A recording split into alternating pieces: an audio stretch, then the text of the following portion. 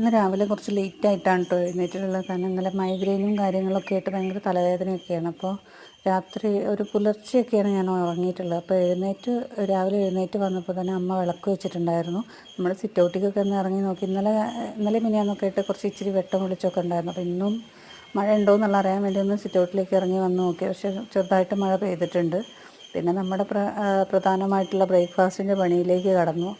വെള്ളം ചൂടാക്കാൻ വെച്ചു, തിളപ്പിച്ച് വെക്കാനുള്ള വെള്ളം വെച്ചു. പിന്നെ ദോശയ്ക്ക് നമ്മൾ അരിപ്പൊടിയും കുറച്ച് മൈദപ്പൊടിയും തേങ്ങയും കൂടെ ചിരവിട്ടിട്ടുള്ളൊരു ദോശയാണ് കേട്ടോ തൽക്കാലത്തേക്ക്. ഇന്ന് എനിക്ക് ഒട്ടും വയ്യ. 2-3 ദിവസത്തേക്ക് ഭയങ്കര ബുദ്ധിമുട്ടായിരിക്കും. മൈഗ്രെയിൻ്റെ തലവേദന വന്നു കഴിഞ്ഞാൽ മാറാൻ 2-3 ദിവസം എടുക്കും. ഭയങ്കര ബുദ്ധിമുട്ടാണ്.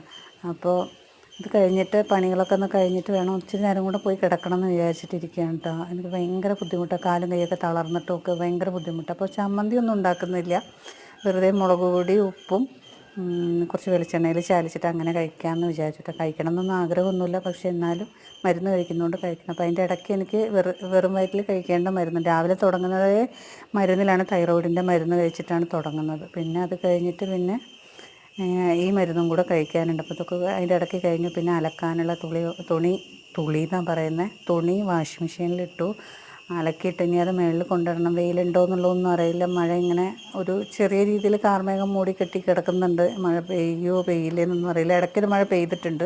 അപ്പോൾ ഇനി മുന്നോട്ട് പോകുമ്പോൾ മഴ ഉണ്ടാവുമോ എന്നൊന്നും അറിയില്ല. അപ്പോൾ ഇഷ്ടമാണ് ലൈക്ക് ചെയ്യുക, ഷെയർ ചെയ്യുക, സബ്സ്ക്രൈബ്